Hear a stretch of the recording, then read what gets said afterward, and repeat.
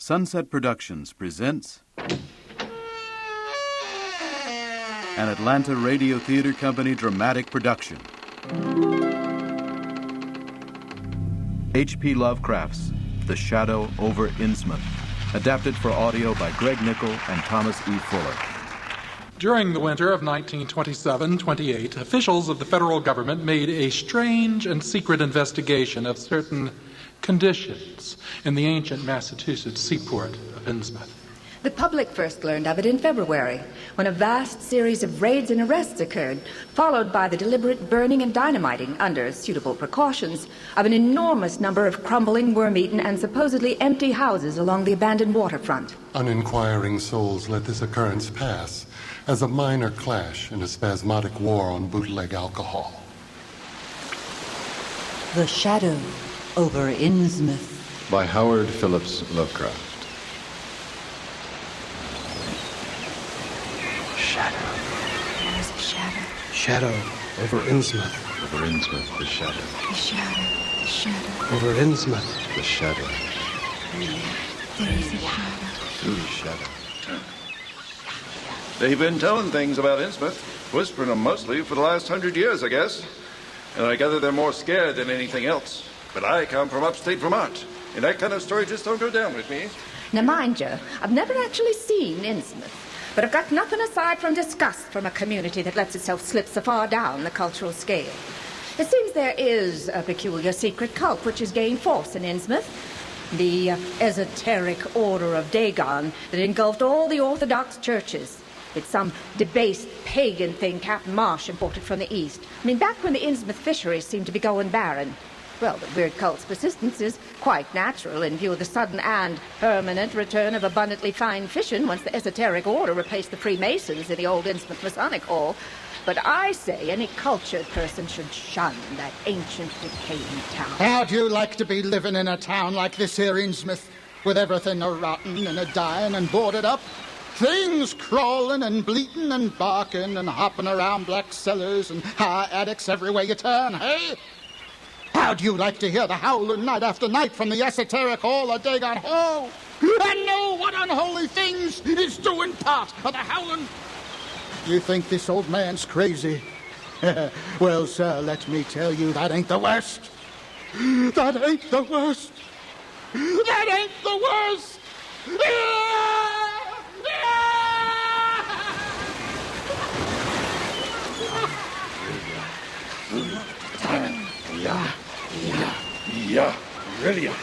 My name is Orrin Phillips, and I had never heard of Innsmouth until the day I saw it.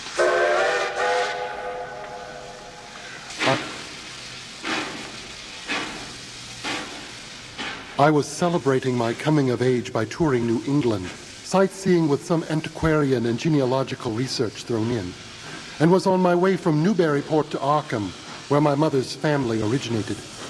Traveling mostly by train, but always seeking the cheapest possible route, I balked at the high fare quoted on the final leg of my journey.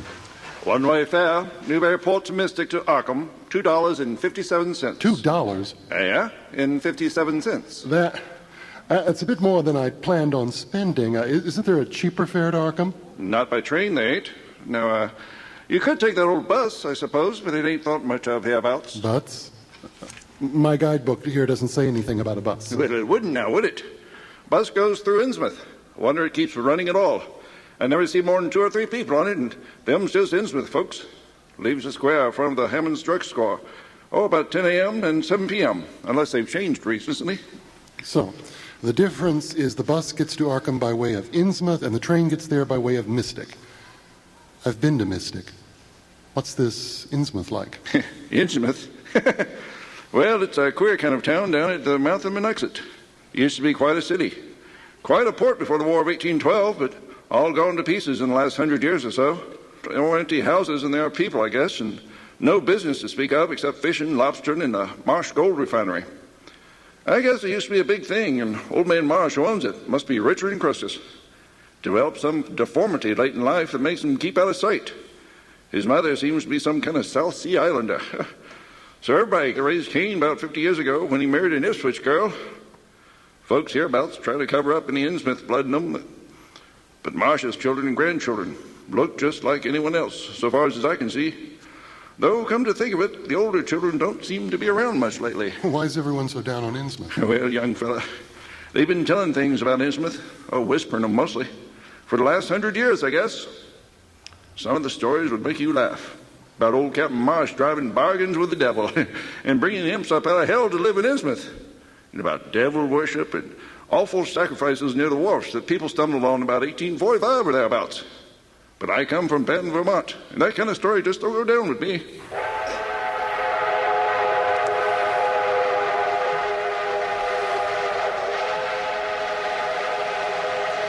The ticket taker's bizarre tale of decayed Innsmouth and its accompanying hits of decadence and decay intrigued me. The bus would not be leaving until the next day, so I resolved to spend the intervening time in a little research. After some initial reticence and suspicion, I found people surprisingly eager to discuss Innsmouth. Perhaps this was to warn me, or perhaps I was just a new audience for old stories. Yeah, there's this black reef off the coast of Innsmouth, Devil's Reef they call it, and the story is there's a whole legion of devils seen sometime on it, sprawled about or darting in and out of some of the caves near the top. Toward the end of the shipping days, the sailors used to make big detours just to avoid it. Well, that is, sailors that didn't hail from Innsmouth. One of the things they had against old Captain Marsh was that he was supposed to land on it at night when the tide was right. Maybe he did. It's just barely possible. He was looking for pirate loot and maybe finding it. But there was talk of his dealing with demons there. Fact is, I think it was really the captain that gave the bad reputation to the reef. Here you go, mister. One blue plate special. Innsmouth. Well, what it really is simply race prejudice. And I don't say I'm blaming those that hold it. New England ships used to do a lot with queer ports in Africa, Asia, and South Seas, and they sometimes brought some queer kinds of people back with them. They say there's still a bunch of Fiji Islanders somewhere around Cape Cod, if you know what I mean. No, I'm afraid I don't. Well, it's pretty clear that old Captain Marsh must have brought home some odd specimens. Certainly is a strange streak in Innsmouth folks today. I don't know how to explain it, but it sort of makes you crawl. Well, some of them have queer, narrow heads with flat noses and bulgy, starey eyes that never seem to shut, and their skin ain't quite right. Rough and scabby, and the sides of the necks are all shriveled or creased up. Animals hate them. They used to have a lot of horse trouble before autos came in. You know what's queer? Our fish are always thick off Innsmouth Harbor when there ain't anywhere else around. But you just try to fish there yourself. See how the folks chase you off. They think they own the whole damn ocean. Why, yes, there's a hotel in Innsmouth called the Gilman House. But I don't believe it could amount to much. And I wouldn't advise you to try it. Better stay over here and take the 10 o'clock bus tomorrow morning, and then you can get an evening bus there for Arkham at 8 o'clock. You know, it's always been kind of a mystery where the Marshes get the gold they refine. They never seem to do much buying in that line, but years ago they shipped out an enormous lot of ingots. Makes you kind of wonder where they're getting this stuff, don't it? Used to be talk of a queer foreign kind of jewelry that was seen on some of the Marsh women folks. People always allowed that maybe old Captain Obed swapped for it in some heathen port, especially since he always ordered stacks of those glass beads and trinkets seafaring men used to get for native trade. Others thought he found their old pirate cache out in Devil Reef. But here's the funny thing. The old captain's been dead these 60 years, and there ain't been a good-sized ship out of the place since the Civil War. But just the same, the Marshes keep on buying those native trade things, mostly glass and rubber gewgaws, they tell me. Maybe the Innsmouth folks like to look at them themselves. God knows they've gotten to be about as bad as those South Sea cannibals or Guinea savages. Right. Yes, there was definitely a local prejudice against Innsmouth and its inhabitants. After I left the diner, I located the Newburyport Public Library in hopes of finding facts instead of tall tales and legends. The staff was reluctant to discuss the matter, finally referring me to Ashton Clark's History of Essex County and its environs. Clearly, in the eyes of educated and uneducated alike, Innsmouth was considered a major case of civic degeneration. Innsmouth. Here we go. Innsmouth, founded in 1643 by Jeremiah Marsh. Noted for shipbuilding before the Revolution. seat of great marine prosperity in the early 19th century. Population devastated by the great epidemic and riots of 1846. After the Civil War, all industrial life was confined to the Marsh refinery, company, and fishing, which has always been profitable due to the great abundance of fish around Innsmouth Harbor. Also noted for the so-called Innsmouth-style gold jewelry, which enjoyed a minor vogue in the 1880s. Specimen of this work can be found in the Ingersoll Museum of the Miskatonic University at Arkham and at the Newburyport Historical Society. Yes, sir? Can I help you? I hope so. They told me over at the library that I could find a Miss Ann Tilton over here. I am Ann Tilton. A pleasure, Miss Tilton. I'm Orrin Phillips of Toledo, Ohio.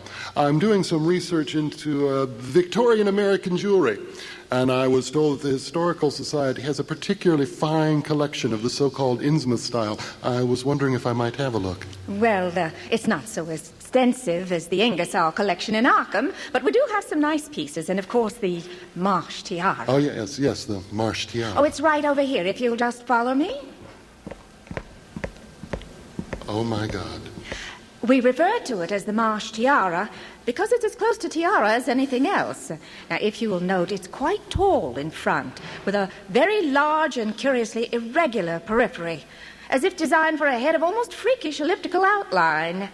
The material seems to be predominantly gold, though a weird, lighter lustrousness hints at some strange alloy with an equally beautiful and scarcely identified metal. It's a condition that's almost perfect. The more the thing fascinated me. And in this fascination, there was a curiously disturbing element, hard to classify or account for. The longer I stared at them, the more sinister and monotonous the aquatic reliefs became. Among them were fabulous monsters of abhorrent grotesqueness and malignity, half Epictean and half bacterian in suggestion, which seemed to summon a haunting, an uncomfortable sense of pseudo-memory, wholly primal and awesomely ancestral. At times, I fancied that every contour of those blasphemous fish frogs was overflowing with the quintessence of an unknown and an inhuman evil. Mr. Phillips? Mr. Phillips? What?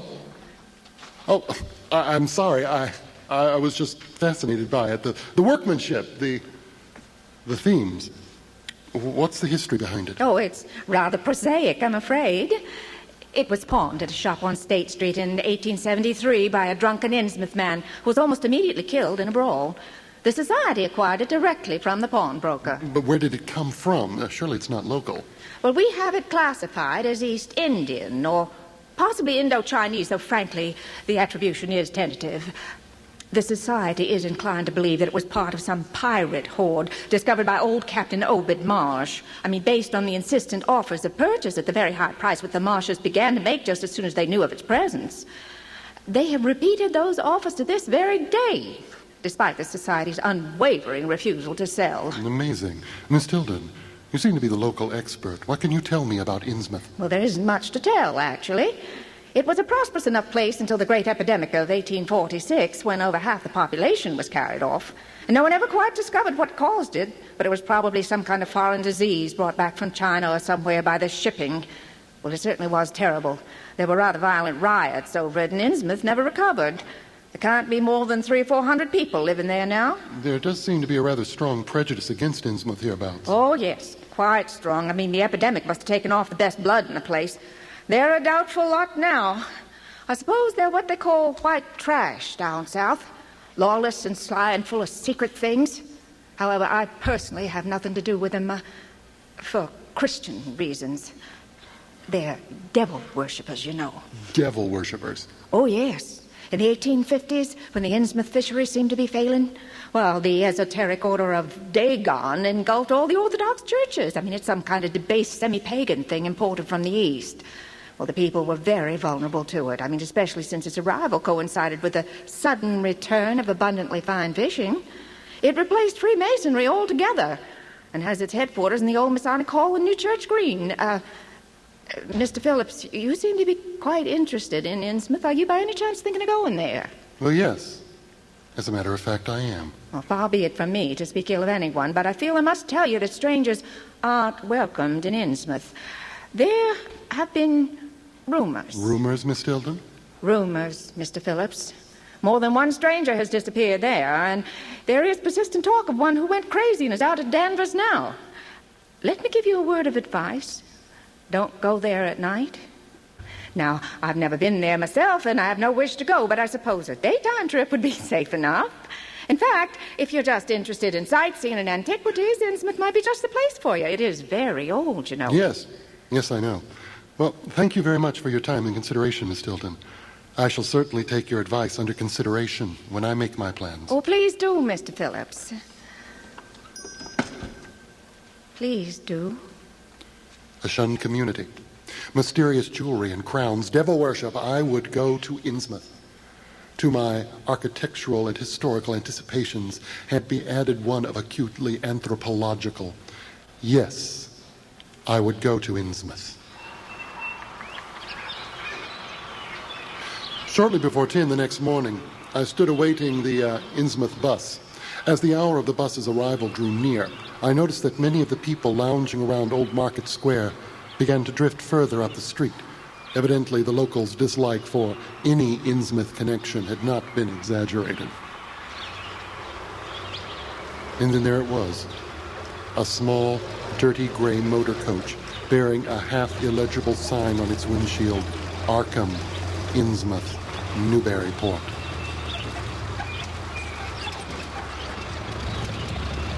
Newburyport! All out for Newburyport! Joe Gentry, the bus driver, was a thin, stoop-shouldered man of about 35, but the odd, deep creases on his neck made him seem older. He had a narrow head with bulging, watery blue eyes that never seemed to blink, making his face dull and expressionless. All aboard for Innsmouth, Arkham! Boarding now for Innsmouth, Arkham! Suddenly, there spread over me a wave of spontaneous aversion which I could not explain. It struck me as very natural that the locals should avoid this man and his battered motor coach and shun all contact with the habitat of his kinfolk. Final call! Boarding now for Innsmouth, Arkham! Just what curious foreign blood was in this man I could not guess, yet I understood at once why the locals found him unaccountably alien. Mr. Gentry was evidently given to working around the fish docks, where he carried with him much of their characteristic smell. Somehow I disliked the idea of riding alone with him, but the time had come. I conquered my qualms and extended a $1 bill. And what be your destination? Innsmouth. Innsmouth, fare to Innsmouth be 60 cents. 40 cents you change. Gentry looked at me strangely as he returned the coins. I took a seat far behind him, and a moment later the vehicle started with a jerk and a cloud of exhaust vapor.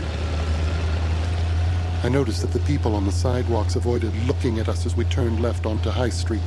The bus rumbled past the stately old mansions and still older colonial farmhouses, past the lower Green and Parker River, finally emerging into a long, monotonous stretch of open shore country. There is a shadow. The shadow over Innsmouth. The day was warm and sunny. Out of the bus window, I watched the blue water and the sandy shoreline. We soon drew very near the beach as our narrow road veered off the main highway. There were no visible houses, and I could tell by the state of the road that traffic was very light hereabouts. The small, weather-beaten telephone poles carried only 2 wires. For hours, we rode onward. Once in a while, I noticed dead stumps and crumbling foundation walls above drifting sand, showing that this was once a fertile and thickly settled countryside. Perhaps the change came simultaneously with the Innsmouth epidemic of 1846. The smell of the sea took on ominous implications as our course climbed steeply, and I felt a sense of disquiet in looking at the lonely crest ahead where the rutted roadway met the sky.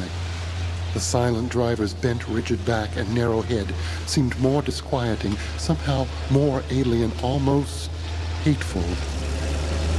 Then we reached the crest and beheld the spread-out valley beyond with its far, misty horizon. But for the moment, all my attention was captured by the nearer panorama below me. I realized, come face to face at last with rumor-shadowed Innsmouth. There is a shadow. A shadow. Over Innsmouth. Innsmouth was a town of wide extent and dense construction, yet one with a portentous shortage of feasible life. From the tangle of chimneys came scarcely a wisp of smoke, and the vast huddle of sagging gambrel roofs and peaked gables conveyed the idea of wormy decay. Ruins of walls jutted out from the short end in indeterminate rottedness. And far out to sea, despite a high tide, I glimpsed a long black line, scarcely rising above the water, yet carrying a suggestion of oddly latent malignancy.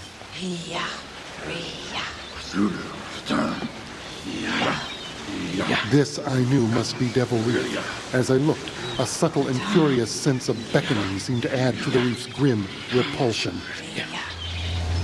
Once or twice, I saw listless people working in groups of dirty, ape-visaged children playing around weed-grown doorsteps. Somehow these figures seemed more disquieting than the dismal buildings, for each one had certain peculiarities of face and motion which I instinctively disliked.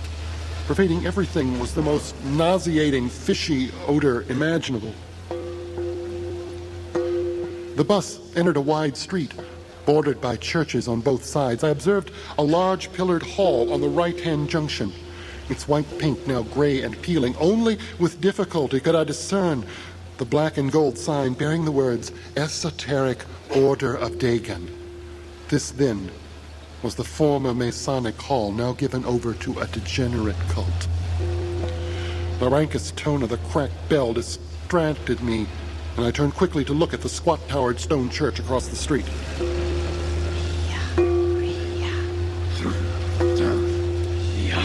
The door of the church basement was open, revealing a rectangle of blackness inside. As I looked, an object seemed to cross the rectangle, burning into my brain a momentary conception of nightmare. I realized it was the church's pastor, clad in some peculiar vestments introduced by the Order of Dagon. Supplying the touch of bizarre horror was the tall tiara he wore, an almost exact duplicate of the one Miss Tilton had shown me the previous evening. Then we rolled into the town square and drew up to a tall, cupola-crowned building with remnants of yellow paint and a decrepit sign proclaiming it the Gilman House. Innsmouth! All out for Innsmouth. I was glad to get out of that bus and once proceeded to check my suitcase into the shabby hotel lobby. I then strolled out into the square, from which Joe Gentry's bus had already departed, and began my antiquarian exploration of the town. There is a shadow. A Shadow over Innsmouth. Ahead of me on one side of the cobbled open space was the straight line of the river. On the other, a semicircle of slant-roofed brick buildings of about the 1800 period. Street lamps were scarce and small, and I was glad that my plan was for departing before dark, even though I knew the evening's moon would be bright. These buildings were all in fair condition, included several shops. Among them, a grocery of the First National chain, a dismal restaurant, a drugstore, and a wholesale fish dealer's office. And at the eastern end of the square near the river, an office of the town's only industry, the Marsh Refining Company. I chose to make my first inquiries at the chain grocery, whose personnel was not likely to be native to Innsmouth. I found the shop attended by a solitary boy of approximately 17 years, and was pleased to discover and note his brightness and affability. Good afternoon, mister. Welcome to First National Grocery, such as it is anyway. We're the smallest and emptiest store in the whole national chain, let me tell you. On the contrary, son, your store seems quite well stocked. That's because we don't have enough customers to buy all this stuff. Hardly any of the locals do business here. Lord knows what they eat. The natives around this place give me the shivers, let me tell you. If it weren't for the out-of-towners like yourself, I wouldn't have a living soul to talk to. So you think I'm an out-of-towner? Oh, no doubt about it. Hang around Innsmouth more than an hour and you can spot a native right quick. You don't have the wide lips most of them do. Maybe a little suggestion around the eyes, but I can tell by your walk, not to mention your clothes, that you're from out of town. I take it you don't much care for Innsmouth folk. Let me tell you, I don't care much for this place at all. Its fishy smell or its creepy people. I'm from Arkham myself. Swell town, Arkham is. I'm boarding here with a real nice family out of Ipswich. Go home every chance I get, let me tell you. My folks don't like me working in Innsmouth. No, sir, not at all. Well, you say you despise the place, and your family wants you back in Arkham, so why do you stay on? First National transferred me here. They even pay for my travel and help out with room and board. Mr. Block, my boss, says I'll be eligible for an assistant manager job in 3 months. Says they'll transfer me to the store in Dunwich. Oh, you must be very excited. Oh, yes, sir. though I'm a little nervous after all the trouble there in Dunwich last year. Well, perhaps you can help me, son. I'm an antiquarian, and during the few hours I'm here, I'd like to see the oldest and most impressive buildings, explore the main library, perhaps take in a bit of the town's history. Well, sir, let me tell you, there's no public library in Innsmouth, not even a chamber of commerce. But it's easy to find your way around. Let me see. You're on Federal Street right now. Over to the west, you'll find the fine old residence streets, Broad, Washington, Lafayette, and Adams. East side, over to the shore, there are the slums. Lots of old Georgian-style churches there, but they're all long abandoned. Sounds promising. I've a special love of Georgian architecture. Sometimes I feel as though I'm an outsider in this age. Well, let me tell you, you'll sure feel like an outsider over in Innsmouth East side. Wouldn't be well to make yourself too conspicuous in those neighborhoods. North of the river, the people are mighty sullen and downright hostile.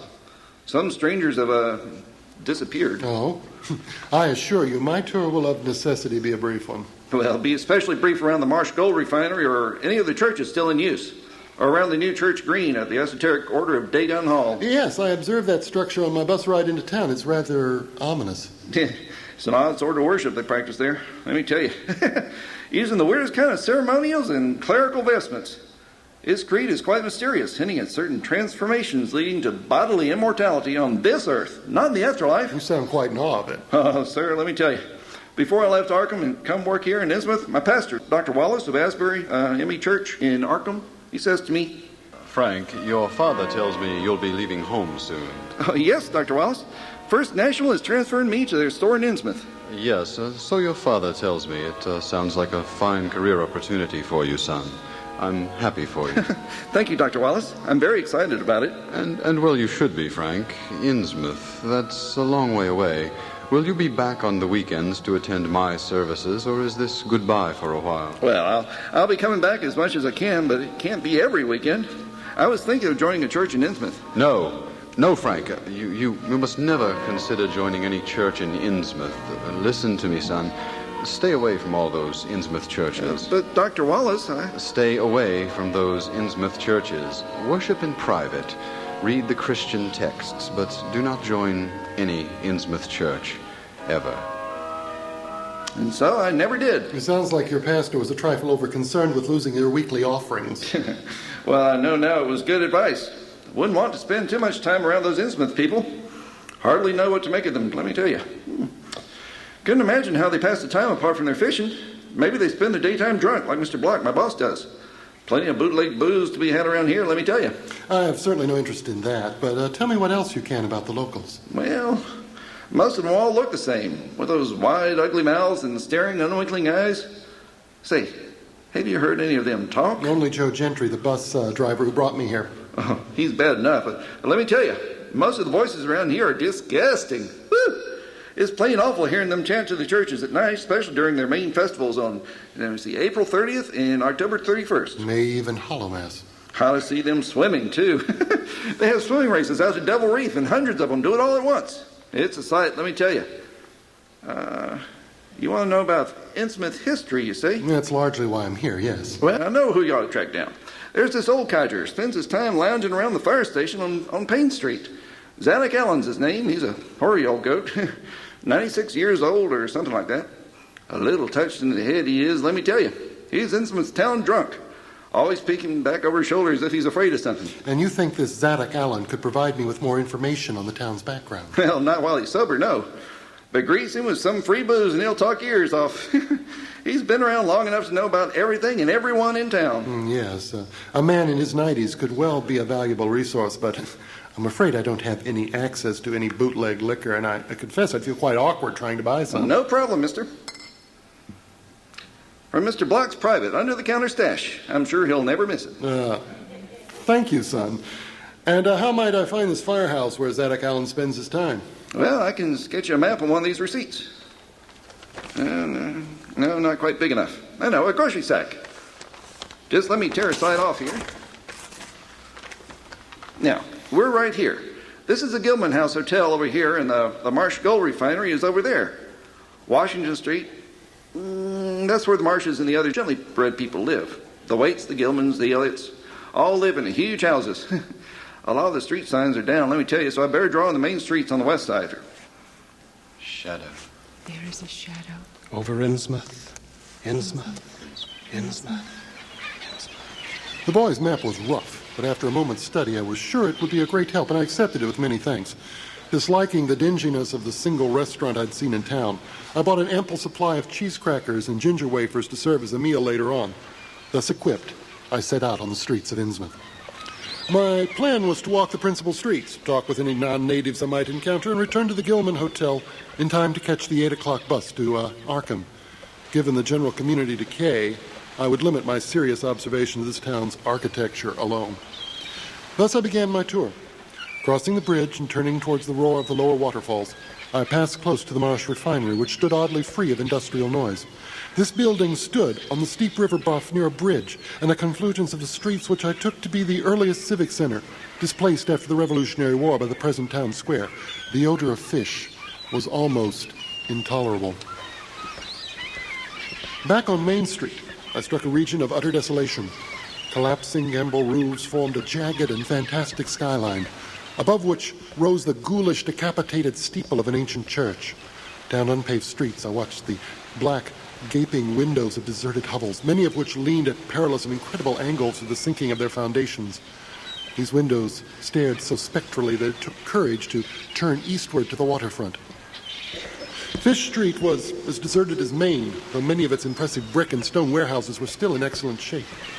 Water Street was similar. There were great seaward gaps where the wharfs had been. I didn't see another living soul except for the scattered fishermen on the distant breakwater. The town was getting on my nerves more and more. With haste, I crossed the Water Street Bridge and headed north. Above the river, there were traces of squalid life, infrequent shambling forms in the dismal streets and rough, unpaved lanes. The alien strain in people was stronger there. The district harbored the more advanced cases of the Innsmouth look. I paused only long enough to admire two fine but ruinous old churches on an intersection before hastening out of the vile waterfront slum. My next logical goal was New Church Green, but somehow I could not bear to repass the church in whose basement door I had glimpsed that strangely crowned priest. Accordingly, I kept north along Main to Martin Street, crossing Federal north of the Green and entering into the caved neighborhood containing Washington Street. Here the stately avenues had not entirely lost their elm-shaded dignity. Mansion after mansion claimed my gaze, most of them decrepit and boarded up amidst neglected grounds, but one or two here and there showed signs of occupancy. The most sumptuous I took to be the home of Old Man Marsh. In all these streets, no living thing was visible, and I wondered at the complete absence of cats and dogs from Innsmouth. Also at the tightly shuttered condition of all the third story and attic windows. At the street's end, I crossed a small, uncertain bridge. It was then that I saw the tumble-down fire station and noticed the red-faced, bushy-bearded, watery-eyed old man in nondescript rags who sat on a bench chattering with a pair of unkempt but not abnormal-looking firemen. This was Zadok Allen, the crazed 96-year-old drunkard whose tale of Innsmouth and its shadow proved to be so hideous and incredible. Obtaining his attention was as easy as the grocery boy had implied. I had merely to show my bottle of bootleg whiskey, and he was spiriting me away to a secluded part of the beach, but probably as much to keep from having to share with his two fireman friends as anything else. Getting him to talk was as easy as getting his attention. It was old Captain Obert done it. Him that found out morn was good for him in the South Sea Islands. Everybody was in a bad way them days. Trade falling off, mills losing business. Obert Marsh, he had 3 ships afloat. Brigantine Columbia, Brig Hetty, and bark Sumatra Queen. He was the only one who's kept on with the East Indian Pacific trade. He was different from other seamen. Different? Well, you might say that. Never was nobody like old Captain Obert. Old limmer Satan. I can mind him a-telling about furrin parts and a-ranting at all the folks. Just a-raging and a-roaring. Fools ye be, stupid fools, for going to Christian meeting and bearing your burdens meek and lowly. What get you for it? What does it profit ye? ought to get better gods like some of the folks in the Inges, gods that bring you good fishing in return for your sacrifices, and it really answer folks' prayers. Laugh, damn you. There'll be an island east of Okathaiti where there'll be stone ruins older than anybody knows. Ruins all wore away like they've been under the sea once, with pictures of awful monsters all over them.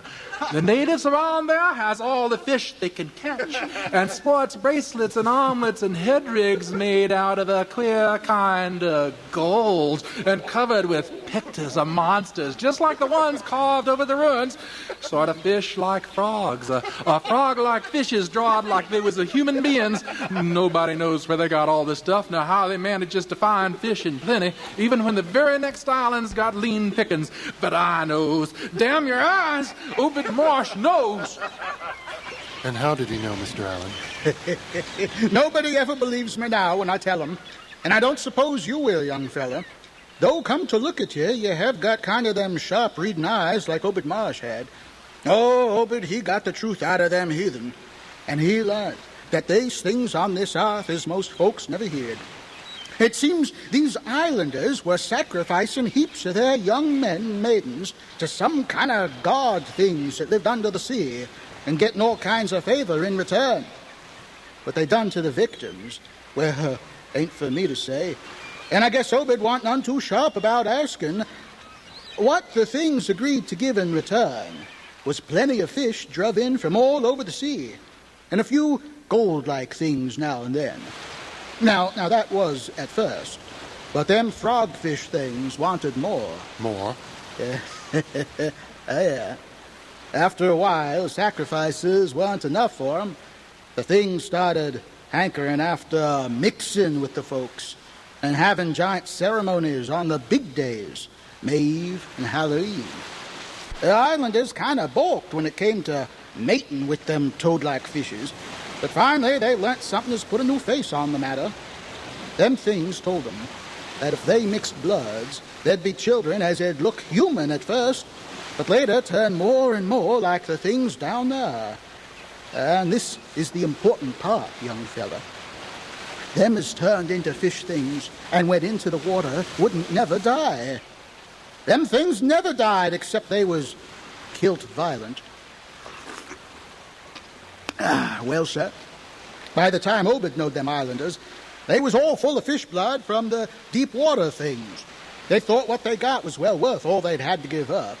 And I guess Obed kind of thought the same himself, because they showed him a lot of rites and incantations as had to do with them sea things. In the end, they gave him a funny thingamajig made out of lead or something that'd bring him up. The idea was to drop it down to water with the right prayers and such. The things were scattered all over the world, so as anybody that looked about could find a nest and bring them out if they was wanted. Did he ever use that knowledge? Yeah, that'd be good. What? Oh, no, not then. The captain was sharp for gain and found he could get them gold-like things so cheap it'd pay him to make a specialty of them. Things went on that way for years. And Obed started up the refinery in town. You see, he didn't dare sell the pieces like they was, for folks would be all the time asking questions. Well, all the same, his crew would get a piece and dispose of it now and then, even though they was swore to keep quiet. The Marsh Tiara. Yeah. That caused a bit of commotion, that did. But that was after it all happened. After what happened, Mr. I'm Allen? getting to it, young fella. Well, come about 1838, when I was 7 years old, Obed, he went to them islands one last time. Wiped out. All them island people, every man, woman, and child, all wiped out between voyages. The other islanders must have got wind of what was going on. Pious cusses. Didn't leave nothing standing except what parts of the ruins is too big to knock down. No trace of no gold-like things, and none of the nearby folks that breathe a word about the matter. Won't even admit there's ever been people on that island. Lost. All of it lost. Damn their eyes! Damn their eyes! Well, that naturally hit Obed pretty hard, seeing as his normal trade was doing very poor. Most of the folks around town took the hard times kind of sheep-like and resigned. Oh, they was in bad shape because the fishing was petering out and the mills weren't doing none too well. I think that may have been what set Obed a raging and made him do what he did. Ye be sheep. That's what ye be. Dull, stupid sheep a-moaning and a-praying to a Christian heaven that didn't help you none.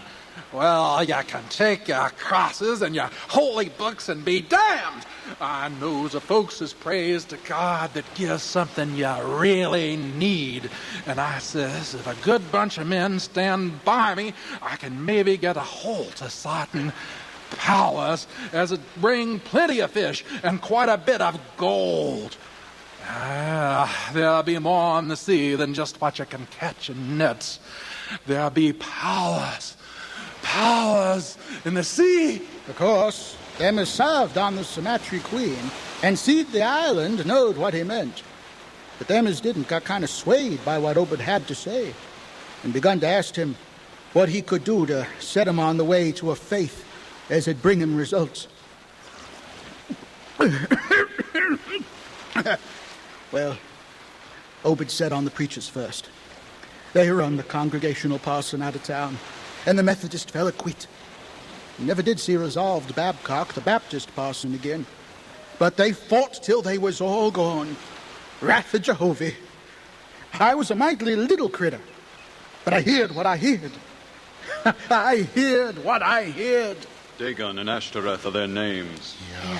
Yeah. Belial and Beelzebub are their lieutenants. The golden calf and the idols of Canaan are their abominations. Meaning. Tekel. Person. God hath numbered thy kingdom and finished it. Tekel. Thou art weighed in the balances and art found wanting. Paris. Thy kingdom is divided and given to the Medes and Persians. Cthulhu, Hatan, Cthulhu, Hatan,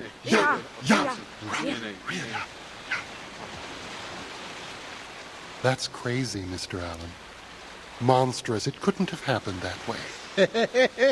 Don't believe me, eh? Then just tell me, young fella, why Captain Obed and some 20 other folks used to row out to Devil Reef in the dead of night and chant things. You could hear 'em all over town where the wind was right.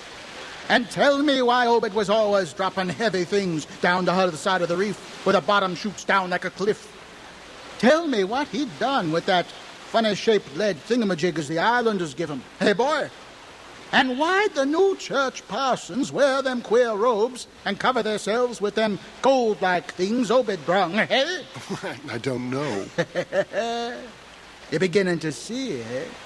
Maybe it'd like to have been me in them days, watching out to sea from the cupola top of my house. Suppose one night you seed something heavy heaved off an Obed's dory beyond the reef, and then next day a young fella was missing from home, eh?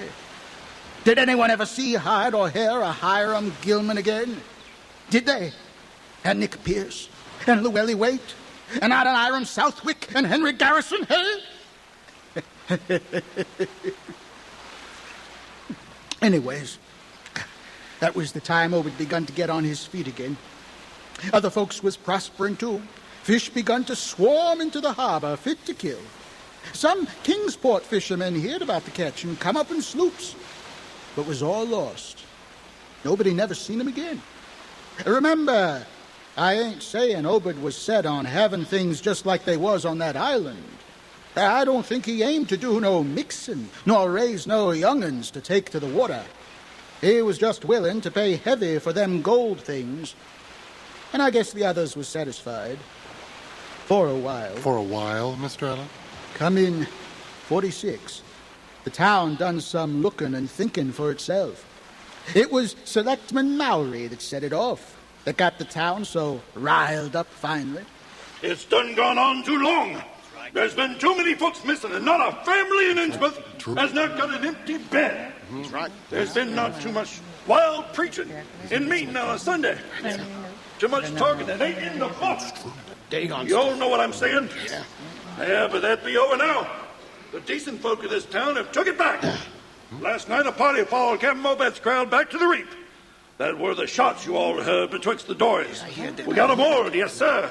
We got Obed and 32 others in the goal right now.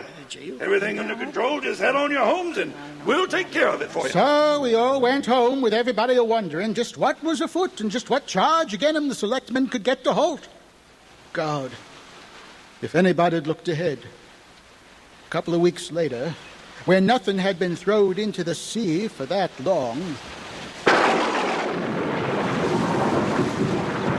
that awful night, I see them. I was up in the cupola.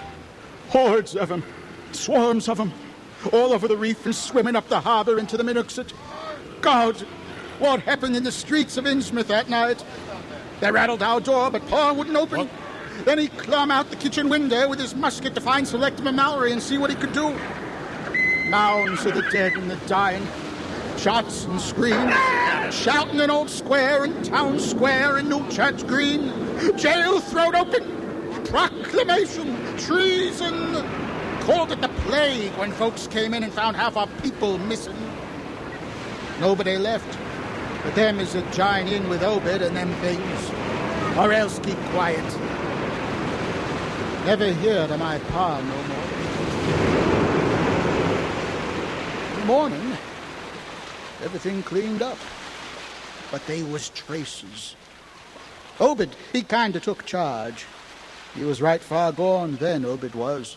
Now, hear me. There's things that's gotta be changed. Others will worship with us at meeting time, and certain houses has got to entertain guests. Them from the sea wants to mix with folks like they done in the South Seas, and I, for one, didn't feel bound to stop them. They brung us fish and treasure, and should have what they hinkered after.